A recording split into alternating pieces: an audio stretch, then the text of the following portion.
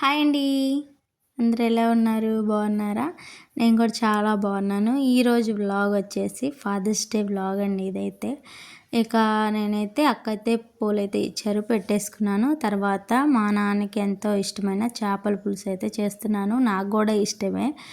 ఇక సరే fathers day కదా అని చెప్పి ఇంకా చేపల పులుసు అయితే చేస్తున్నాను. ఒక్కొక్కరు ఒక్కొక్కలాగా ఎక్స్ప్రెస్ చేస్తారు కదా, నేనైతే ఇలా కుకింగ్ లాగా ఎక్స్ప్రెస్ చేస్తాను. నాకైతే ఇలా వంట చేసి పెడతాం అంటే చాలా ఇష్టం అండి. వాళ్ళకి ఇష్టమైన వంట చేసి పెట్టడం. ఇక సరే అని చెప్పి చేపల కూర అయితే రెడీ చేస్తున్నాను. మా నాన్నమ్మ అయితే చేపల కూర అనేది ఒక అరగంట పావు గంట కూడా పట్టేది కాదు, పావుగంటలో వండేసేదండి. ఎలా వండేది నాకే తెలియదు. ఉప్పు కారం వేసేది, పొయ్యి వెలిగించేది, వండేసేది. చాలా స్పీడ్గా వండేది. సరే నానమ్మ స్టైల్లో వాళ్ళైతే చేపల పులుసు అయితే చేస్తున్నాను. చాలా అంటే చాలా సింపుల్ అండ్ టేస్టీగా అయితే ఉంటుంది. మరి ఇంకా ఫాదర్స్ డే అన్నారు, చేపల పులుసు అంటున్నారు, ఇది అంటున్నారు అనుకున్నారు. ఏం చెప్తామండి, నాన్న గురించి ఎన్ని మాటలు చెప్పినా తక్కువే. ఒకటే మాటలో మా నాన్న గురించి చెప్పాలంటే మాట్లాడడానికి మాటలు సరిపోవు, రాయడానికి పుస్తకాలు సరిపోవు అంటాను. ప్రతి ఒక్కళ్ళు అంతే కదా. ప్రతి ఆడపిల్లకి వాళ్ళ నాన్నే హీరో కదా. ఫస్ట్ హీరో ఎవరంటే వాళ్ళ నాన్న అని చెప్తారు కదా. నాకు కూడా అంతే. మా నాన్న అంటే చాలా ఇష్టం. ఎంత ఇష్టం అంటే చెప్పలేనంత ఇష్టం అనమాట. అలాగే నేనంటే కూడా మా నాన్నకి ఇష్టమే. అలానే అన్నయ్య ఇష్టం లేదని కాదు, కానీ కొంచెం ఎక్కువ నేనంటే ఇష్టం. ప్రతి తండ్రికి అమ్మాయి అంటే అలానే ఇష్టం ఉంటుంది కదా. ఇప్పుడు మా ఆయన చూసినా కూడా నాకు మా నాన్నే గుర్తొస్తాడు. అలా అది మా అమ్మాయిని కూడా అలానే చూసుకుంటాడు అనమాట. నేను అప్పుడప్పుడు నవ్వుతూ ఉంటాను అనమాట. మా నాన్న కూడా నీకన్నా ఎక్కువే చూసుకున్నాడు అని అలా అయితే చెప్తూ ఉంటాను. ఇక చేపల కూర అయితే రెడీ చేసేస్తున్నాను. ఇంకా నాన్న అమ్మను కూడా రమ్మన్నాను ఇక్కడ భోంచేద్దురని. ఇక సరేనని చెప్పి ఇక కర్రీ అయితే రెడీ చేస్తున్నాను అనమాట. చాలా సింపుల్ అండ్ చాలా ఈజీగా అయితే చేపల పులుసు అనేది రెడీ అయిపోతుంది. ఇంక తర్వాత అయితే నాన్న అయితే వచ్చాడండి. ఇక సరే హ్యాపీ ఫాదర్స్ డే అని ఇక పెట్టాను అనమాట. ఇంక మా నాన్నకి ఎంత సిగ్గు అంటే అస్సలు మాట్లాడండి ఎవరితో. మామూలుగా మాతో బాగానే మాట్లాడతాను, బయట అసలు ఎవరితో మాట్లాడు. ఎంత సిగ్గో. అదే మా వాడికి కూడా వచ్చింది, అదే మా అబ్బాయికి కూడా అదే వచ్చింది, మీ తాతదే వచ్చింది అంటారు. మా నాన్న ఫోటో అనుకుని ఫోన్ ఇంకా చెప్తుంది, అది ఫోటో కాదులే వీడియో తీస్తుంది, నాకు గుర్తుగా ఉండిద్ది అని చెప్పి తీసుకున్నాను అని చెప్పి అయితే చెప్తున్నాను. ఇక అలా అయితే మా ఆఫ్టర్నూన్ అయితే అలా జరిగిందనమాట. ఇంకా భోజనం చేసేసాము. తర్వాత ఈవినింగ్ అయితే కేక్ అయితే ప్రిపేర్ చేశానండి. నా చేతులతో అయితే నేనే చేశాను. నాకు అలానే ఇష్టం. నా చేతులతో నేను చేసి పెడితే నాకు ఆనందమే వేరు.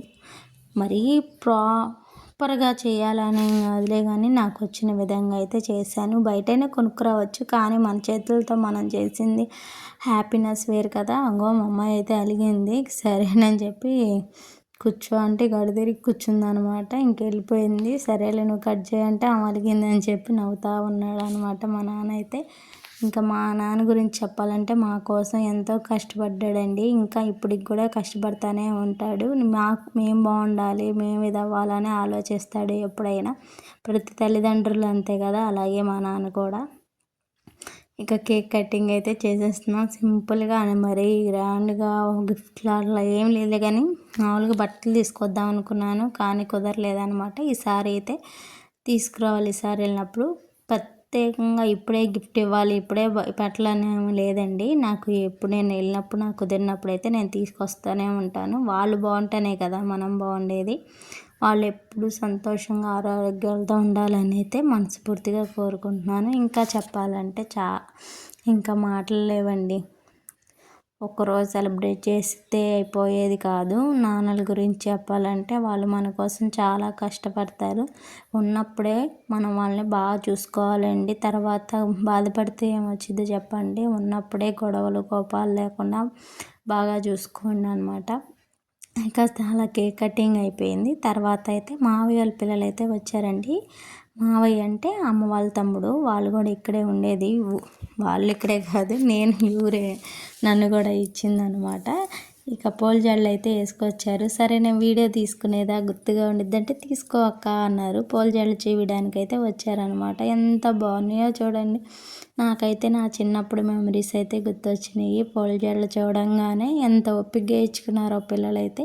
నెక్స్ట్ టైం మా అమ్మాయికి కూడా వేయించాలనుకుంటున్నాను. చూడాలి మరి ఎంతవరకు అవద్దో. అమ్మాయి వచ్చేసి చిన్న అమ్మాయి, ఈ అమ్మాయి వచ్చేసి పెద్ద అమ్మాయి అండి.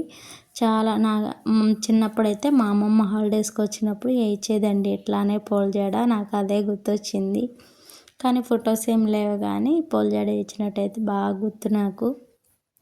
లంగా చేట్టుకొని కుట్టించి పూల జడ అయితే వేసిందనమాట అప్పుడు నాకు.